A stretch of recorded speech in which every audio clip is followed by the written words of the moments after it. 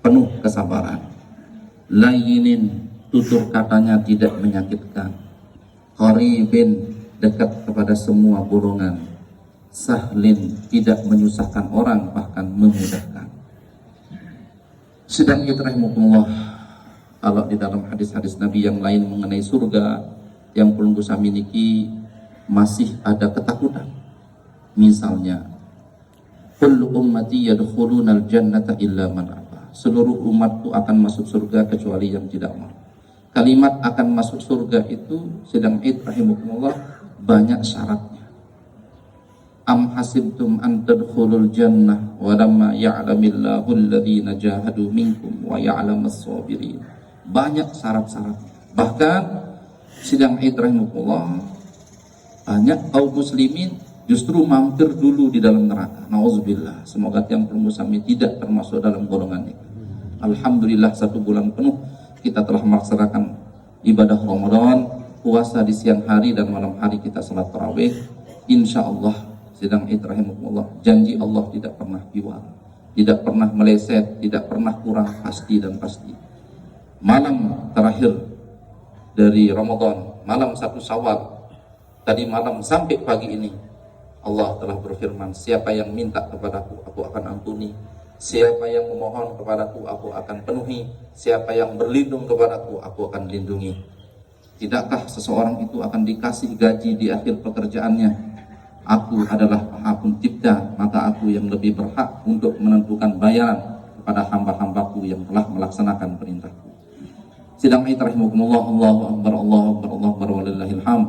Dalam hadis ini Rasulullah SAW berikan kabar gembira yang sempurna. Maukah aku tunjukkan kepada kalian orang yang diharamkan dirinya oleh Allah dari neraka? Kalau sudah diharamkan dari neraka, sudah tidak ada tempat di akhirat itu, hanya 2, neraka atau surga. Bagaimana gambaran daripada azab Allah? Neraka itu sudah rahimahullah. Kita niki 1-2 jam ke depan saja sudah tidak kuat di bawah terik sinar matahari. Padahal kita tahu yang matahari di bawah jam 10 itu adalah sehat. Tetapi karena tubuh kita niki terbatas, tidak sanggup. Bagaimana tentang panasnya api neraka? Dalam hadis Rasulullah bersabda, sekiranya 1 bagian dari neraka ini ditaruhkan ke bumi, maka seluruh alam jagat ini tidak akan sanggup bertahan, akan hancur seketika. Allahu Akbar, Allahu Akbar, Allahu Akbar, walillahil hamd. Dan orang yang memiliki 4 sifat, Allah haramkan dia dari neraka. Hayyinin, sabda Rasulullah, orang yang punya sifat sabar, sifat ikhlas, istikhlas, istiqomah, memiliki sifat mulia dalam batinnya, tidak pendendam. Sedang rahimahullah, kalau orang mengajak kamu berkelahi, sabda Nabi, katakan ini shaim, aku puasa.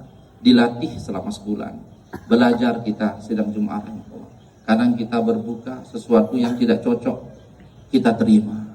Kadang kita kelolosan sahurnya karena banyak malam ngaji, kelolosan kita terima.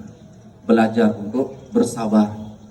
Yang kedua, layyinin, ucapannya tidak menyakiti, tidak kasar, tidak bahasa yang belum sami, tidak suka nyumpak nyenak, tidak suka laknat orang. Karena ucapan seseorang ini bisa dimaafkan tetapi tidak bisa dilupakan. Yang perlu kami pernah belajar dulu, luka dengan pedang mudah obat untuk dicari, tapi luka dengan lisan kemana obat hendak dicari. Maka mari kita jaga ucapan kita, baik kepada orang tua, kepada anak, kepada saudara, kepada teman, handai tolan. Ucapan yang perlu kami miliki tercatat di catatan malaikat. Gantilah ucapan yang dulu yang tidak banyak mengucapkan kebaikan, kita ganti dengan ucapan perbanyak ucapan kebaikan. Ya ayyuhalladzina amanu taqullaha wa qulu qawlan sadida. Bertakwa kepada Allah itu enggak cukup. Allah berfirman, takwalah kalian kepada Allah dan ucapkanlah ucapan yang baik. Kalau kita berbicara yang baik, kalau tidak kita diam. Karena ucapan kita tercatat oleh malaikat dan akan dipertanggungjawabkan di hadapan Allah Subhanahu wa taala. Banyak anak yang orang tuanya biasa-biasa, tapi anaknya menjadi anak yang soleh, yang taat. Kenapa? Karena orang tuanya selalu mengucapkan kata-kata yang baik. Walaupun anaknya berbuat buruk, dia tetap tidak mendoakan anaknya buruk, selalu mengucapkan kata-kata yang baik. Anak baju, anak kesoleh, anak sapenter, sambil out selengseng, menghukum anak dengan cara yang patut tidak dilarang, yang tidak menyakiti, meninggalkan tulang tidak dilarang. Out selengseng dengan toa lain itu menyehatkan, tetapi memberikan hukuman yang tentunya tidak akan menjadi penyakit bagi anak itu.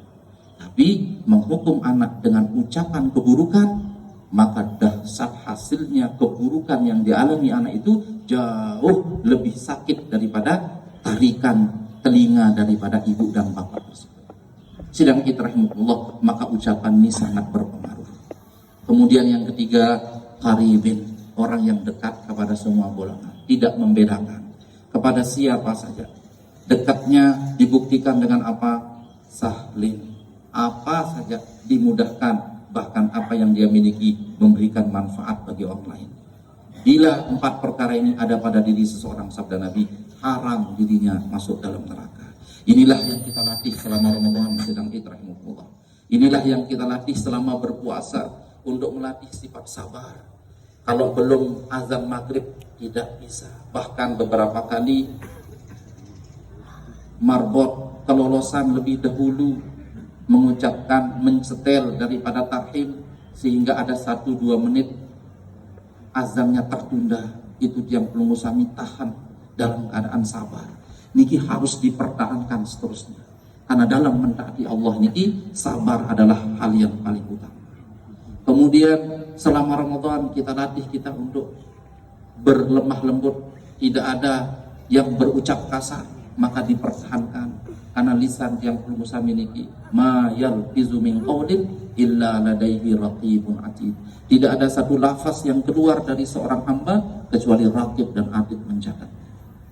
Kemudian selanjutnya selama Ramadan kita melatih untuk mendekat.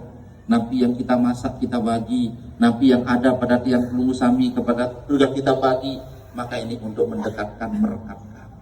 Tidak ada dosa di akhirat itu yang Allah langsung hukum dari dunia sebelum sampai akhirat. Salah satunya adalah memutus silaturahim. Maka pada hari yang mulia ini kita siapa di antara yang belum musami yang ada perasaan ya kira-kira memutus silaturahim, saatnya kita untuk saling sambung dan saling memaafkan. Dan yang terakhir, sidang rahimahullah, kita belajar untuk memberikan manfaat. Paling tidak kata ulama, jangan menyusahkan orang. Kalau kita tidak mampu membantu orang, jangan menyusahkan orang. Itulah derajat paling rendah dari sahlin, memudahkan orang, yaitu dengan tidak menjadi penyusah bagi orang lain. Kita belajar dengan ucapan kita, dengan tindak tanduk kita, jangan sampai orang lain merasa susah, merasa sedih, apalagi berduka dengan ucapan dan perbuatan kita. Akhirnya sedang rahimahullah, semua kemuliaan ini tentu kita tidak akan dapatkan kecuali atas taufik karunia dari Allah Subhanahu wa taala. Kita akan memohon kepada Allah supaya kemuliaan ini dikaruniakan kepada kita sebelum kita dipanggil olehnya. Barakallahu li wa lakum fil Qur'anil azim wa nafa'ani wa iyyakum bima fihi minal ayati wa dzikril hakim wa taqabbala minni wa minkum tilawatahu innahu was-sami'ul basir.